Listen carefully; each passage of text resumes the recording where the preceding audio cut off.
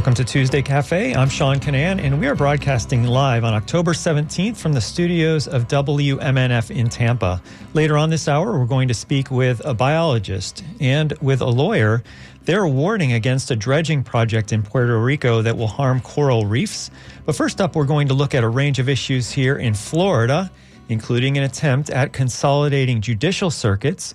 And joining me by Zoom right now is our guest, Andrew Warren. He was twice elected to be the state attorney for Hillsborough County, but he was suspended by Governor Ron DeSantis. Welcome back to Tuesday Cafe, Andrew. Sean, thanks so much for having me back. I'm really glad you could join us to talk about this interesting issue. So Republicans in Florida, some of them are trying to consolidate a few of the judicial circuits. Right now there are 20. They say that these new districts would be more efficient. Do you agree with that? I don't at all. I mean, look, this is a naked power grab by Tallahassee and the Republican leadership there. And this is great if you're one of the 22 people in that inner circle in Tallahassee. But it's really bad if you're one of the 22 million Floridians who relies on the criminal justice system for all different parts of our society. And part of these meetings have been in public, but in November, they're going to have some closed door meetings. Why are you concerned about that? Well, Florida has a sunshine law in which the government is supposed to operate out in the public transparently so that everybody can see what they're doing. The governor has shown that he really doesn't care about the sunshine law. He doesn't care about a lot of laws, frankly, but he just recently got in trouble for violating sunshine law with regard to COVID.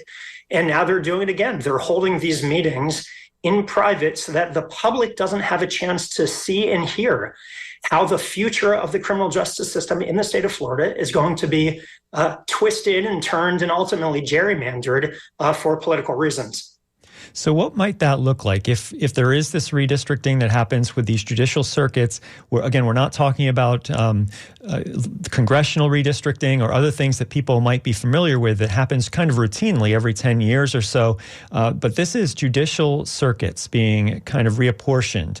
What might that look like, and why would that be an issue? Well, let's start with what these circuits represent. This is access for people in the community to their court system. And so whether you've been the victim of a crime, whether you've been the victim of a scam, whether you need to go to court to make sure that you have your rights as a tenant, to make sure you have your rights as a citizen, you rely on access to the courthouse. And right now we have 20 circuits in Florida. They are set up so that people can travel relatively easily to the different courts in that circuit, where they elect the state attorney and the public defender and judges who work in those circuits. And it's worked really well. And if it ain't broke, don't fix it. But the governor and the speaker are intent on changing those circuits for political reasons. And the impact of that is not only that it takes power away from the people in the communities, power over who they can elect, who gets to serve as judges. It's going to make it harder for people to get access into the courthouse. It's going to create massive gridlock in the system. You're going to have victims having to travel longer distances to show up in court. You're going to have victims waiting longer and longer to get the justice that they deserve. There's frankly no reason to do it other than partisan politics. But unfortunately, that is what Tallahassee does these days. They don't care about what's best for Floridians. They care about what's best for them. You just called it partisan earlier in the interview. You said it was a naked power grab. Now, I think that it stands to reason. People can really understand how how redistricting for congressional districts or for state legislative seats or something, how that might be partisan. So how is it that something as neutral, perhaps, as seemingly neutral at least, as judicial circuits, how can that be something that could benefit one party over another?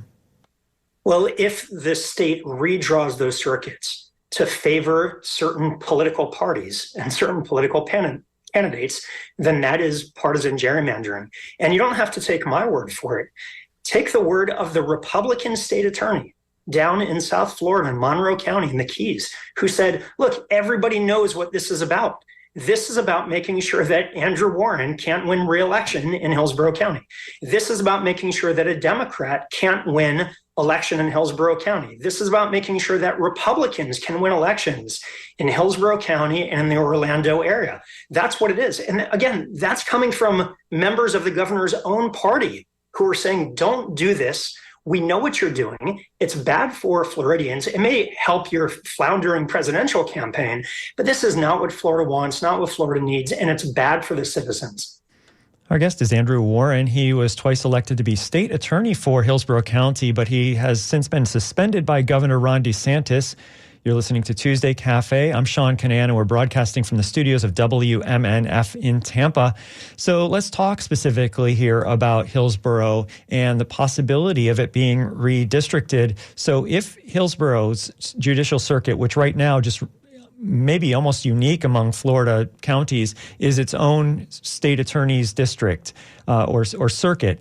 So how, if that's redistricted, how would that impact your decision about whether to run again for state attorney? Well, again, just to go back a second, I mean, there are a few single county circuits in the state, and they're based on the size.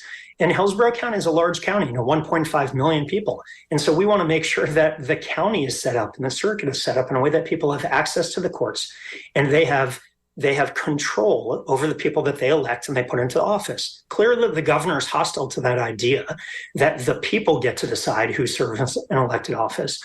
But the way this could happen is they could change Hillsborough County. They could combine it with other counties. Look, we don't know what's going to happen, but I can tell you this. The powers that be in Tallahassee know exactly what they're going to do. And if you think that this is some, open process where they're going to take input from the people and then make a decision that's best for Floridians, you've been living under a rock in this state. I mean, the governor and the speaker know exactly what they're going to do. They're going through a dog and pony show right now to make it look like they're getting input and figuring it out. And they're going to make a decision based on what they think is best for them politically. Based on reporting from the Tampa Bay Times, they're saying that some Republicans are saying that Governor DeSantis and the Republican sheriffs in Hillsborough County and Polk County oppose changing the boundaries of the Hillsborough circuit. Do you find that likely that they're going to change a lot of things in Florida, but just leave Hillsborough kind of the way it is? I can't speculate about what they're doing. Again, they're having these meetings behind closed doors, and you'd have to go into the governor's mind to know exactly how he's going to try to mess with what's working in Florida. But it's understandable that law enforcement is opposed to this. I mean, we have a really good balance right now between state attorneys and judges and law enforcement. By consolidating circuits, you're minimizing the role of law enforcement, making them report to a single state attorney over multiple counties. You're spreading the justice system too thin. That denies access to a lot of people. That's why law enforcement is opposed to this. That's why every single elected state attorney in the state is opposed to it. The only person who is not opposed to it is the illegally appointed state attorney here in Hillsborough County, who just says, well, whatever the governor wants, that's where I stand on it. That's not what's representing the best interests of people in Hillsborough or the people of Florida. Let's go back on something you just said, the illegally appointed state attorney in Hillsborough County. Now, from a functioning standpoint, she is the state attorney. She's acting like that. The employees there report to her and so forth. Why do you say illegally appointed? Well, you hit the nail on the head. She's acting like the state attorney. I mean, she's not the duly elected state attorney. She's not even a lawfully appointed state attorney. And that's not my opinion. That's a fact. A federal court found very clearly that Governor DeSantis broke state and federal law in suspending me. And the governor's power to appoint somebody is conditioned on his ability to lawfully suspend someone. He didn't lawfully suspend me, which means he doesn't have the power to lawfully appoint someone in my place. And again, that's not just my opinion. I mean, you have legal scholars from across the state of Florida, a former attorney general, a former Supreme Court justice saying this appointment is illegal. It violates the Florida Constitution. I mean, I'm glad that things are kind of working, that the system didn't just grind to a halt. But you have someone in there who's not elected, not accountable to the people, not appointed lawfully. That's not how democracy works. That is really bad for the people of Hillsborough County, and it's a bad omen for the state.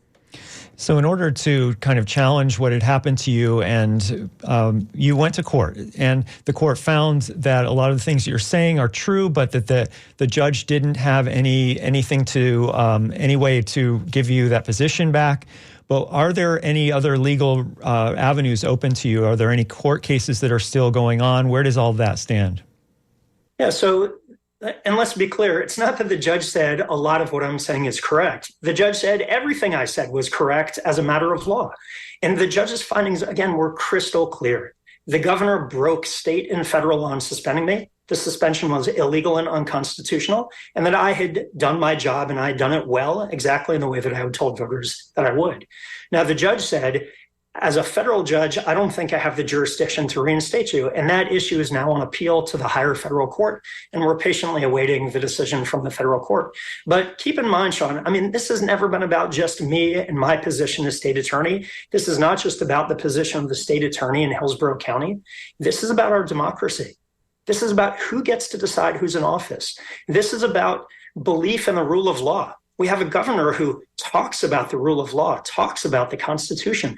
But when he was told by a federal judge that he had broken the law, the governor's reaction was, oh, well, so what? This works for me politically. That is a terrible thing for our state. And another reaction that the governor had, whether it was specific to what happened in the courts or not, was that he also suspended Monique Worrell from the Orange Osceola Ninth Circuit, the state attorney there. What are your thoughts about that suspension? I mean, that appears to be another politically motivated stunt. You know, the governor suspended me so that he had this fake talking point in his stump speech, and he suspended State Attorney Worrell when his presidential campaign was crashing for like the third or fourth or fifth time. Apparently, that's what he felt like he needed to do so that he can move up from fifth to fourth in the New Hampshire primary.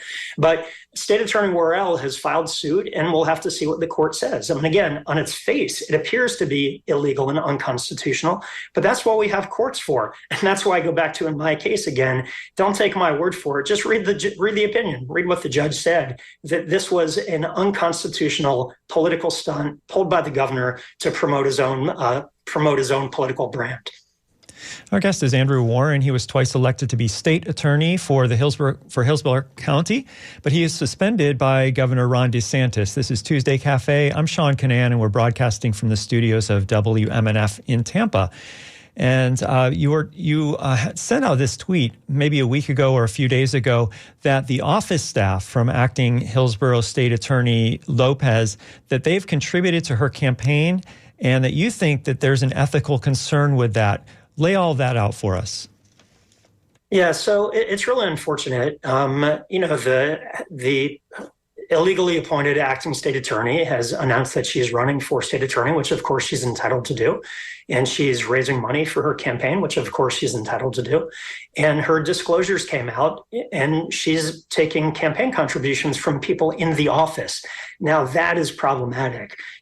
When you have the power to fire somebody, to accept contributions from them is coercive and unethical. I mean, even if people want to voluntarily, and I use that word in air quotes, if they really want to contribute, there becomes this coercive, factor in it where, okay, well, the person next to me contributed. Now I feel like I have to, otherwise they're going to get special treatment in the office. Look, when I was state attorney, I said from the beginning, I'm never going to accept contributions from anyone in the office. That goes back to my time as a federal prosecutor. You couldn't even accept, lunch from someone who you had supervisory authority over. And so the idea that you're going to bring pay-to-play politics into our criminal justice system, in our office, is frankly just a desperate move by someone who doesn't care about what's going on in the community, but is only there to make sure that she's doing what's best for her. That's a really bad thing for the state attorney's office and for Hillsborough. You filed paperwork, elections paperwork. So what does that mean? Does that mean that you're for sure going to run? And if you might run, what are some of your options? Yeah, I mean, the paperwork that we filed is ministerial. I mean, this is just what candidates have to do as they're making a decision. I've said from the beginning, my focus has been on being back to the job that I was elected to serve twice. There's still over a year left in my term, and we've had this court case going on for over a year now. So for over a year, the people of Hillsborough County have been deprived of the state attorney that they elected, that they chose. The state attorney who, frankly, helped crime come down more than 30% in 5 years. The state attorney who followed through on the promises that he made as a candidate to invest in safety, to focus on all these different things that our community wanted, from rehabilitation and mental health care and conviction review unit and stopping the criminalization of poverty. That's what this is about. So the filing the paperwork, look, I have to wait and see what's going on with the court case, to see what's going on with the redistricting, and make the decision about what's best for the state attorney's office in the state of Florida. But right now, my focus has been where it always has been over the last year plus, which is on defending democracy and the rule of law and making sure that elections still have meaning in the state of Florida, even though Ron DeSantis is the governor.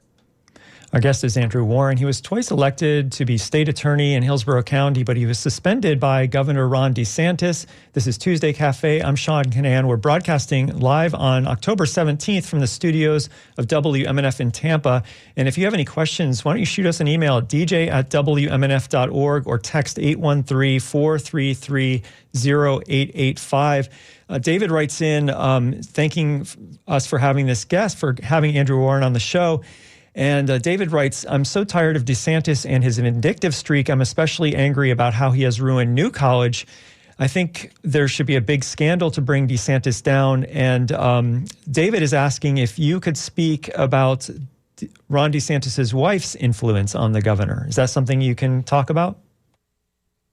I can't. I mean, I don't know the intricacies of their relationship. And, I know what I read, but David makes a really good point about what's happening. And it's not just New College, right? It used to be that Republicans and Democrats, people disagreed about the best way to effectuate goals that we agreed upon.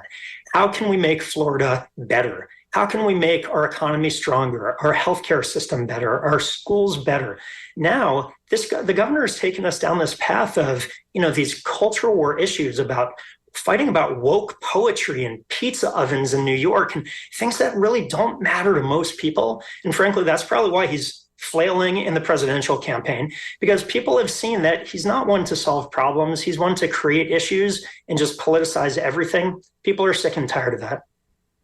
We also got a text message from Randy in Palm Harbor who says, he doesn't understand how the present governor can break the law without recourse. Is there no law in place to disallow this? So you've kind of touched on that before in this interview and in other interviews, but how would you address Randy's question if there's no place in the law to disallow having the governor break the law without recourse?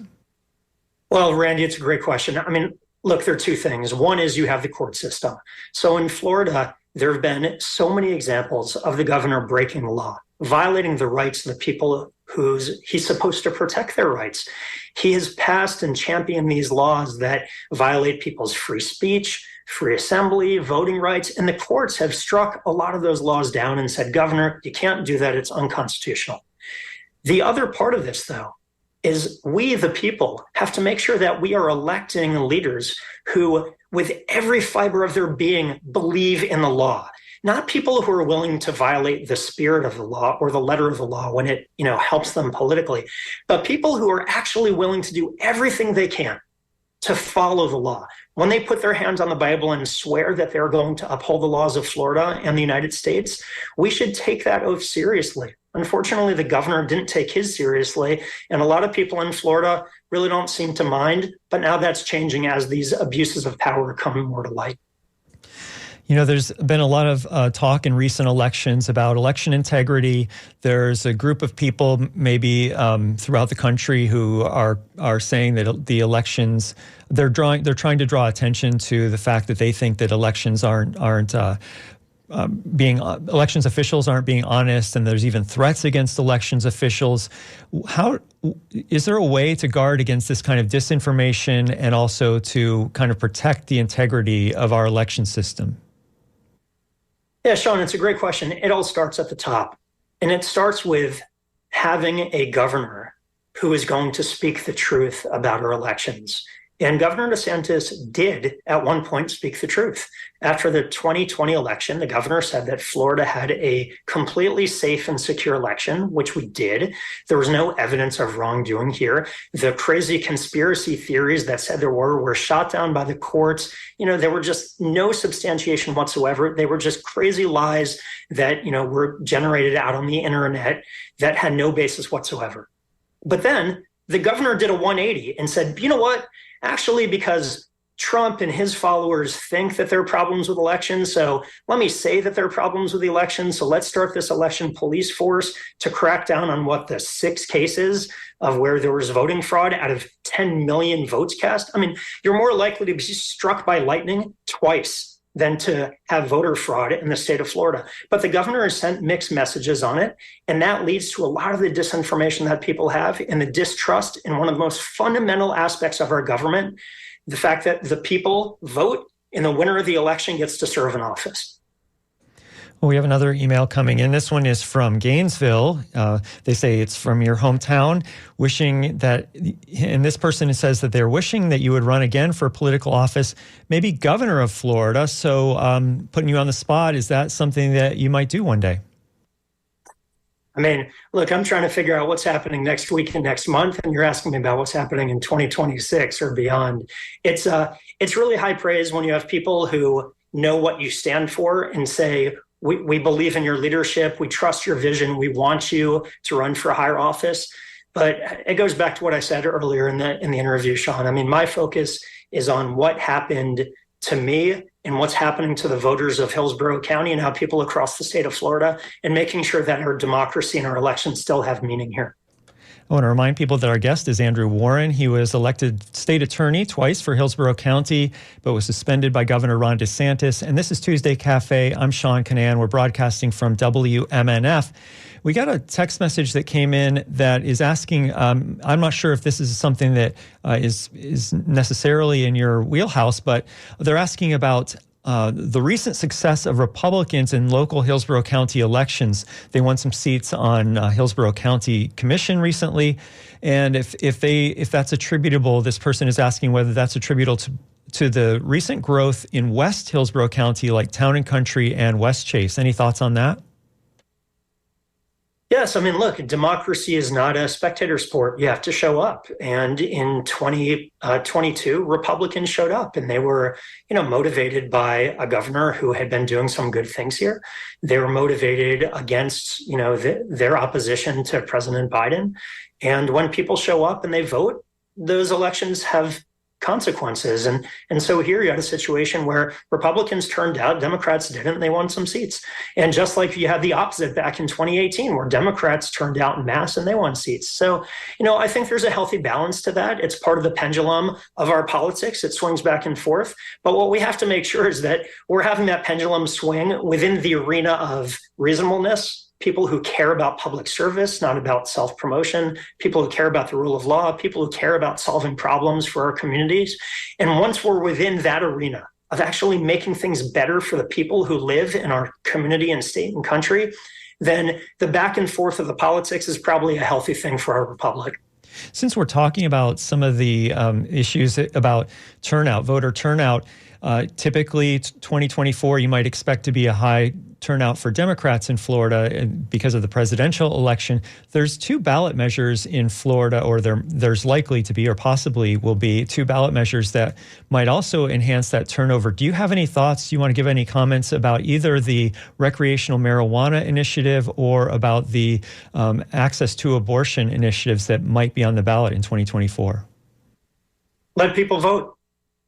That's my take on it. Let people vote. I mean, we can have an hour-long conversation about the pros and cons of that. In terms of the marijuana, I think I see it from a slightly different perspective than a lot of people, because I see it from the problems it poses in the criminal justice system and the violent crime that the illegal marijuana trade generates. In terms of the pro-choice amendment, I mean, I'm pro-choice. I'm a Democrat. I was suspended for speaking out in my beliefs for being pro-choice. But I believe that the Constitution is set up so that if you have these issues that the people feel like deserve constitutional protection, there's a process that they can vote on it. Unfortunately, the leadership in Tallahassee just doesn't believe in that sort of democracy. Amendment 4 was passed in 2018. That was the constitutional amendment to restore the right to vote to returning citizens. It was passed overwhelmingly by Republicans and Democrats. And then the governor and his cohorts in Tallahassee totally undermined the law. Now you have the attorney general who is in the pocket of the governor, not representing the people of Florida, who's saying she's going to oppose this amendment being put on the ballot. Why is the leadership in Tallahassee afraid of democracy working? Why are they afraid of letting the people vote on these issues? It just doesn't make sense to me. Besides, they're doing what they think is best for them, not what's best for the people of Florida. Our guest is Andrew Warren. He was twice elected to the state attorney for Hillsborough County, but was suspended by Governor Ron DeSantis. And this is Tuesday Cafe. I'm Sean Canan, and we have time for probably a couple more questions. So expanding to some national politics here, do you happen to have any thoughts about the movement to create term limits for U.S. Supreme Court justices? I do. I'm glad you asked, Sean. Public support of the Supreme Court is at an all-time low or a historic low. And I think term limits are a good way to bring some accountability back from the court to the people. This is such an important branch of our government. Obviously, it's the third branch. And it used to be that justices served for about 18 to 20 years. Now they're serving for 35 to 40 years. They're losing touch with the people. They're losing touch with what's going on in our communities. And so term limits is a way that you can make sure that, one, the justices remain accountable to the people. They don't stay on there for too long. And you remove, or at least minimize, all the partisan fighting that goes on with every single nomination. Because right now, you never know when you're going to have an opening on the Supreme Court. And when it happens, the parties go crazy and they fight and become super divisive. Let's get back to the days where whoever was in power nominated someone who was super qualified to be on the Supreme Court. And if they're qualified, then they're put on the court. But the term limits smooths out that process. It means that you have regular turnover with people on the court, which takes the politics out of it. And then finally, we get this question from Bubba, who asks, what are Andrew's thoughts about the chaos in the U.S. House? I think that it's an indication that the GOP has lost its way and no longer knows how to govern. It's embarrassing on a worldwide scale. And that's what Bubba is saying about the search for a Republican Speaker of the House. Look, this goes back to something I said before, that you have to have people in office whose sole motivation is serving the public, whose sole motivation is about solving problems to help more people achieve the American dream. And right now, in so many levels of government, and we're seeing it so readily in the House, you have people who feel like they are there to promote their own political brand. They feel like they're there to give a voice to the most extreme parts of our society. That's not how our country has functioned for 250 years. That's not what made us the beacon of hope and freedom throughout the world. We have to get back to serving the people and move away from this hyper-partisan political environment we see in just about every aspect of our society. Well, I want to thank you so much for joining us on Tuesday Cafe, Andrew. Thanks so much. I look forward to being back. Yeah, I'm really glad you could come on. Andrew Warren is the suspended state attorney in Hillsborough County, twice elected to be the state attorney in Hillsborough. And now we turn to our next topic. We look at the health of coral reefs, specifically in Puerto Rico, and how a dredging project there could harm corals. And we're joined by two guests. And they are Rachel Silverstein, the executive director and waterkeeper of Miami Waterkeeper, and Stetson University College of Law professor Jacqueline Lopez. She's the director of Stetson's Jacobs Public Interest Law Clinic for Democracy and the Environment. I want to welcome you both to Tuesday Cafe. Thanks for having us.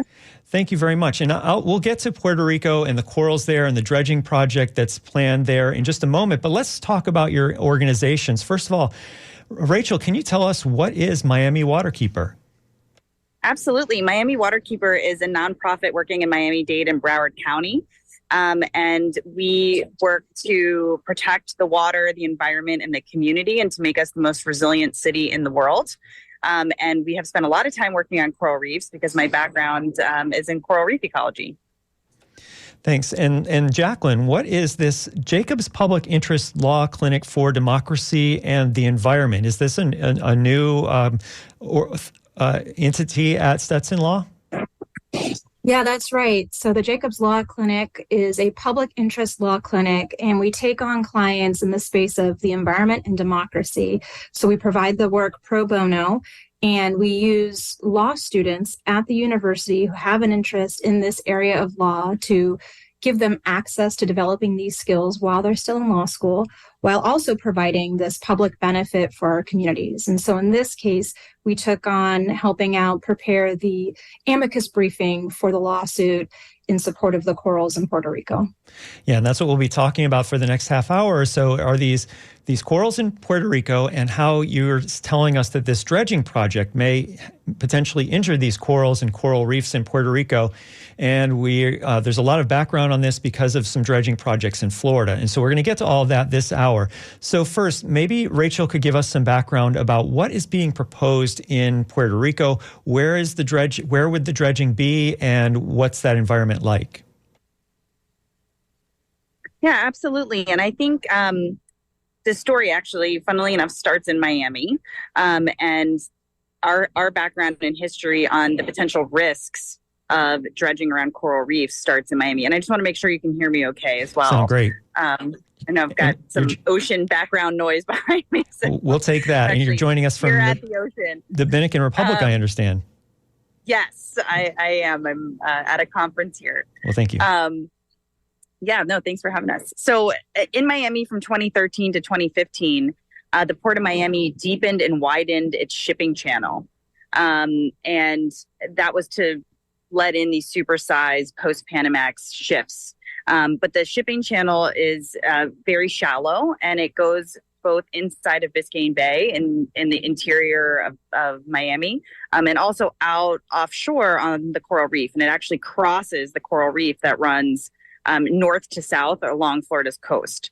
And when they were doing that project, they were only supposed to harm some corals in the actual expansion area of the channel, where they were literally deleting some of the reef.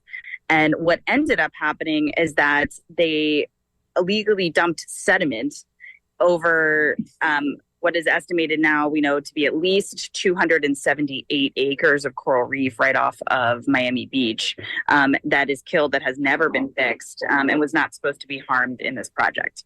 So we learned a lot of lessons going through that project, and we filed a lawsuit against the Army Corps of Engineers for Endangered Species Act violations. We got some of the corals repaired, but we're now working really to get all of the likely millions of corals that were killed in that 278 acre area in Miami.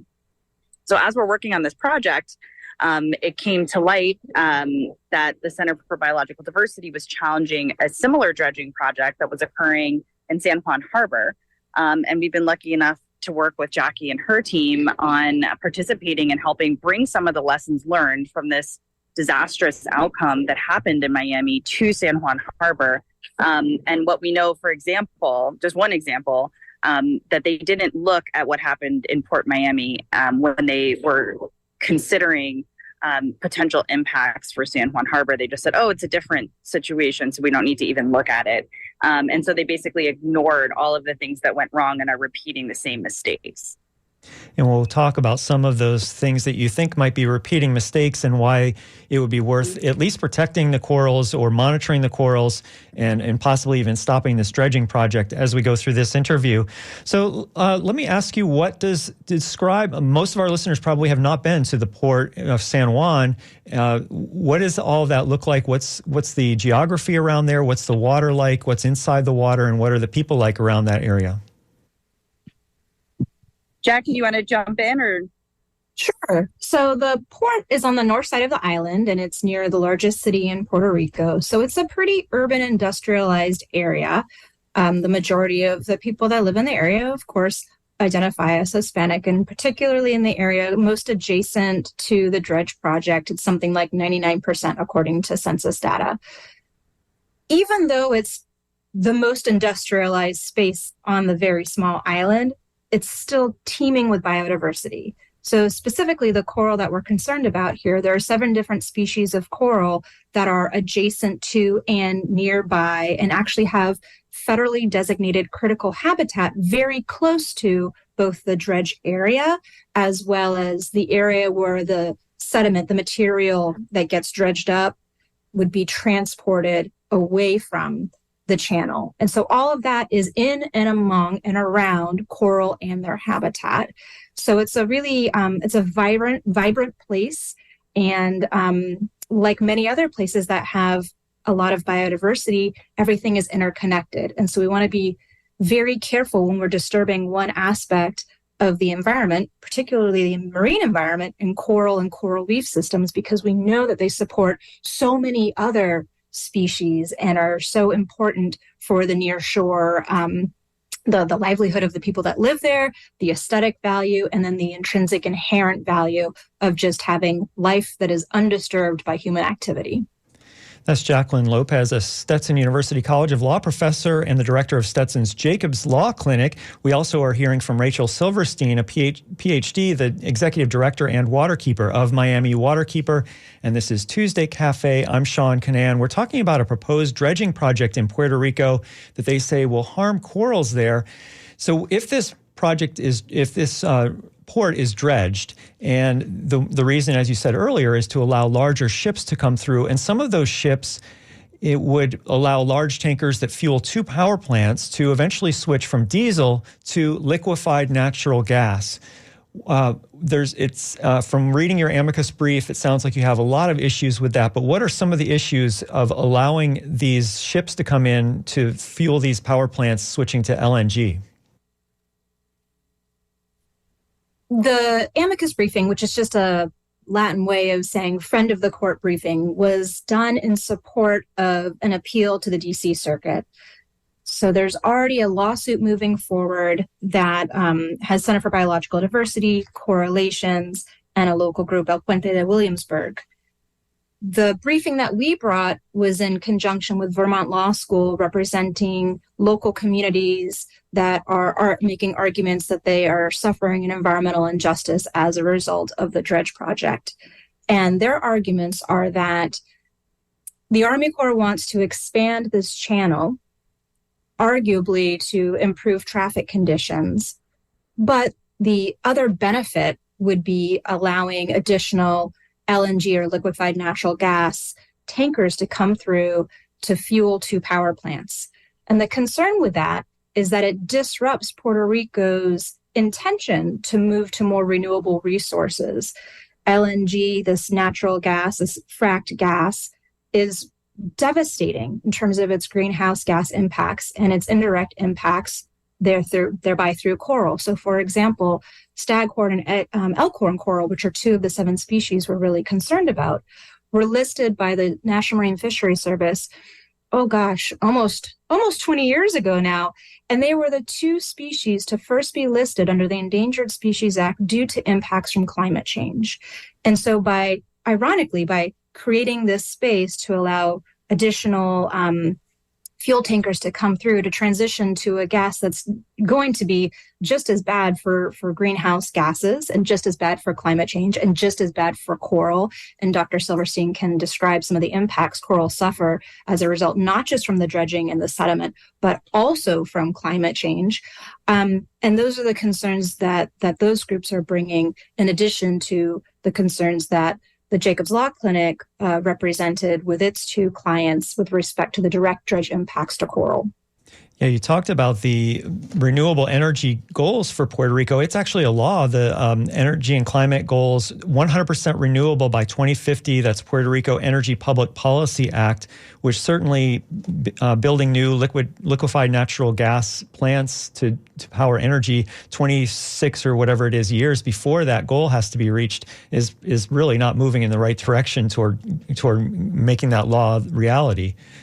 So let's, Excuse me, let me ask Dr. Silverstein about the idea of shipping, like sulfur and nitrogen emissions. How would that impact, if there's more shipping, how would that impact acidification and nutrient loads, which would harm corals and other marine life? Yeah, so I think, and it's always important to remember, why do we need corals? Some people, they may never see corals. They may never visit a reef, but reefs really do affect all of us, especially folks living on islands like in Puerto Rico. And coral reefs provide homes to 25% of all marine life. So if we lose those corals, we lose 25% of marine life. This provides protein for millions of people every single day around the world. So it's a critical food source. In addition to that, corals reduce about 95% on average of wave energy during things like storms. So as we're looking for solutions to make communities more resilient, we have these natural coastal barriers already in place in these areas that are next to coral reefs. So having healthy, thriving coral reefs that can protect coastlines from storm surge and erosion is absolutely vital, particularly moving forward in an area of potentially more intense storms from climate change. So what is really killing corals? The first and most important thing is climate change.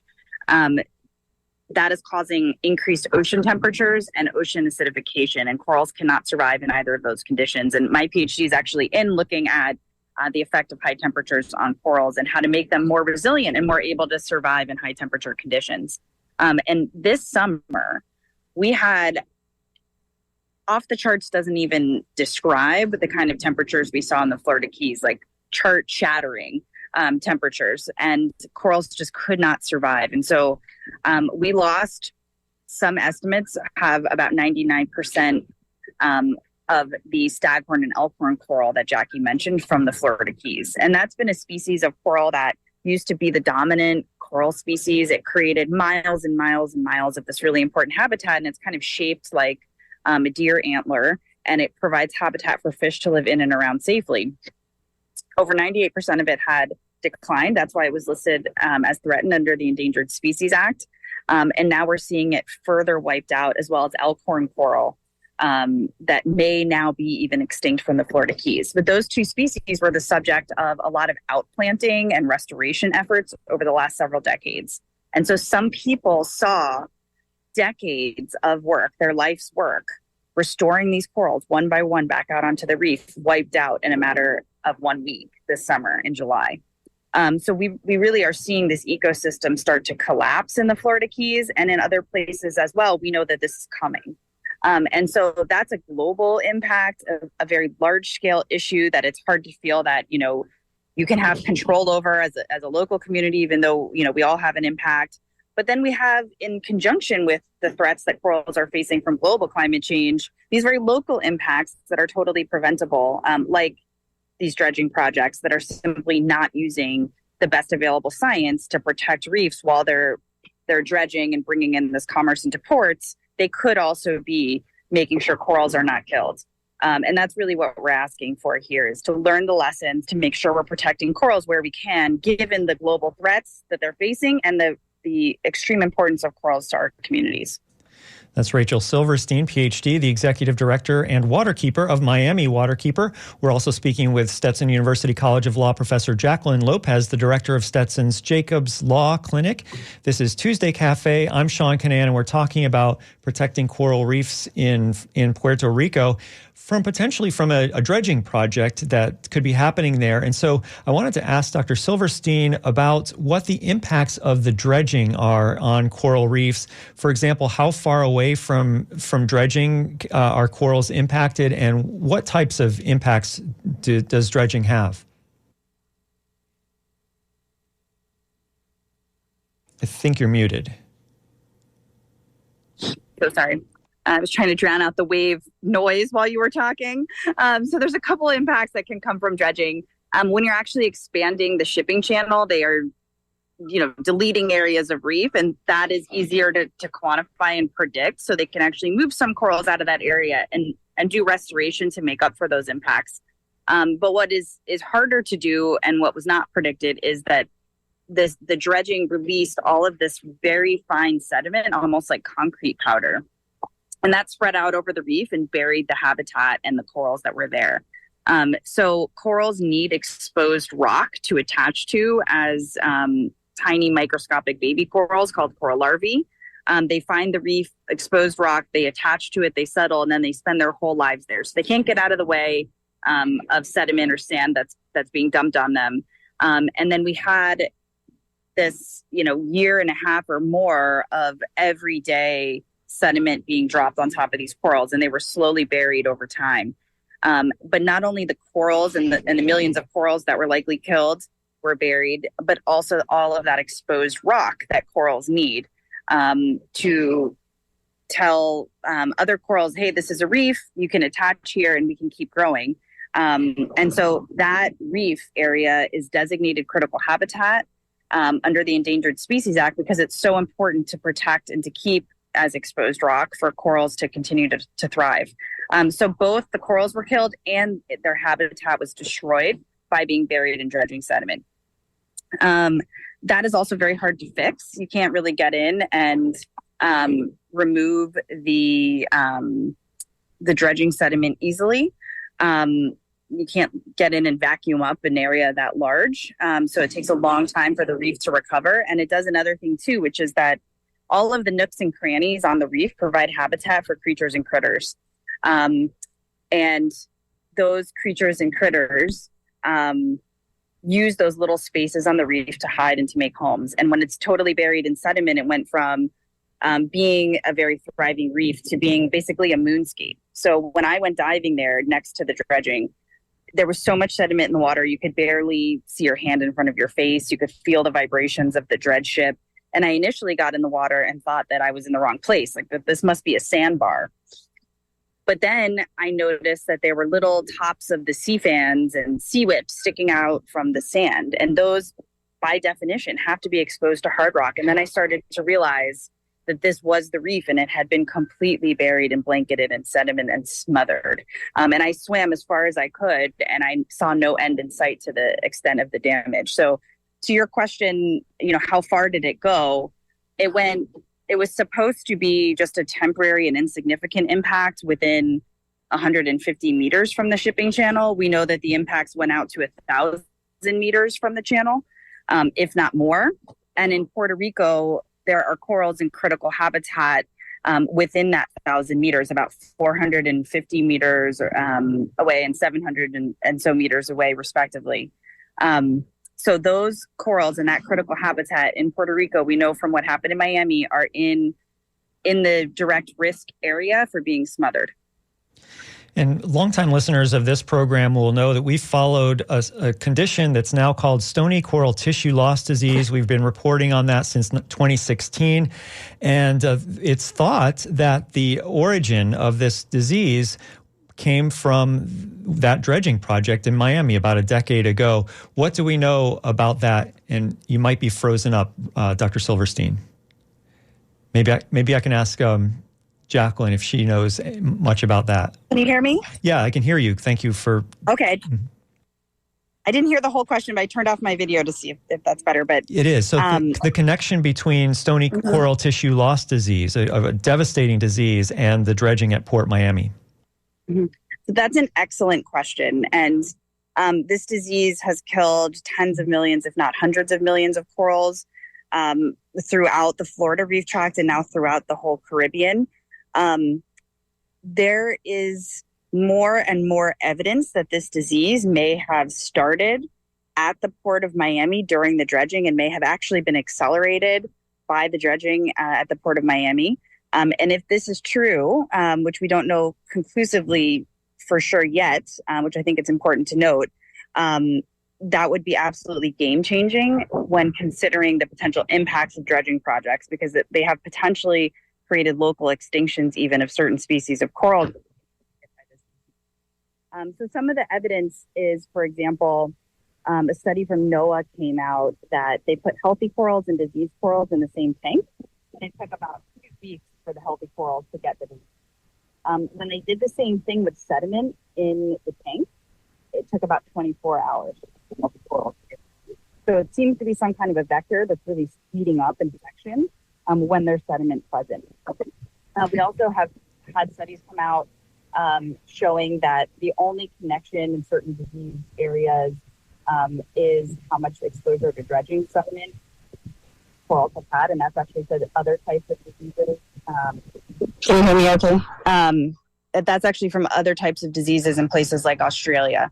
So more and more we're realizing that there may be connections between the dredging causing, a lot of immune compromised corals in one area. This disease potentially existed in the environment at very low levels, but then it hit millions of immune compromised corals that had been impacted by the dredging because of the dredging sediment. They were weak. They had, little wounds on their tissue that allowed bacteria or viruses in, and really helped spread this disease and turn it into an epidemic that then took off like wildfire. So the prevailing theory is that potentially the dredging served as sort of a spark to set off this disease. But again, research is ongoing. We don't know for sure, but if that connection can be proven, that would be really game changing in how we think about these local impacts having potentially global effects on these ecosystems. And I think it is something that all dredging projects really need to be considering that is not part of the current analysis for the dredging at San Juan. There's no disease monitoring being required or anything at all like that. And so we think that that's a big deficiency as well. In fact, there's no monitoring of health of coral monitoring at all in this dredge project. So it's almost like it's if they we won't know necessarily if the dredge goes ahead. We won't necessarily know whether there is impacts from this dredging project on the corals and coral reefs. That's absolutely correct. So they're taking estimates of 150 meters again, even though we've proven that that's not accurate. And then they're saying, because the corals are beyond this 150 meter area, they're fine. And they're not even requiring monitoring to make sure that those estimates are correct. And based on what we've seen, we're pretty sure that they're not correct, but we'll never know because currently they're not requiring monitoring. So one of the big asks is, to revise that estimate to truly encompass the area of impact that's really likely from dredging projects and their impacts on coral reefs, and then to monitor closely so that we understand the health of corals, how much risk they are under, and how much sedimentation they're actually experiencing during the project, as well as things like disease that could be going on. I want to take this interesting tidbit from the filing that you did with the court, and you said that the Army Corps of Engineers analyses were written by someone who pled guilty to making false statements to law enforcement agents. What is that all about? So the Port of Miami dredging project was underway. Their chief biologist, a woman named Terry Jordan Sellers, was working on the Port Miami project, as well as Port Everglades, and I believe San Juan as well. And she was indicted by the Department of Justice for lying to federal agents about having taken money from an environmental monitoring firm on a major South Florida dredging project. Wow. So pretty interesting stuff. So in the last few seconds we have, is there anything else that we haven't gotten to that you want to talk about when it comes to the idea of dredging this port near coral reefs in San Juan? Yeah, I think we're really asking for lessons to be learned and incorporated. These are the same agencies that made these mistakes in Miami. They have revised a lot of these documents because of a lawsuit we filed for Port Everglades, which is in Fort Lauderdale, just 30 miles north of Port Miami. And why update and incorporate all of these lessons learned for that project and not San Juan? So San Juan's currently being treated differently. It's being left out and its corals are not being protected.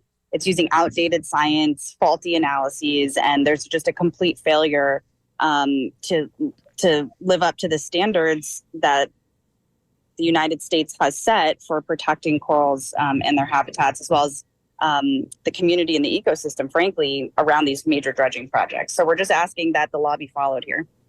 Well, I want to thank you so much for coming on WMNF's Tuesday Cafe, Rachel and Jacqueline. Thank you so much for having us. Thank you.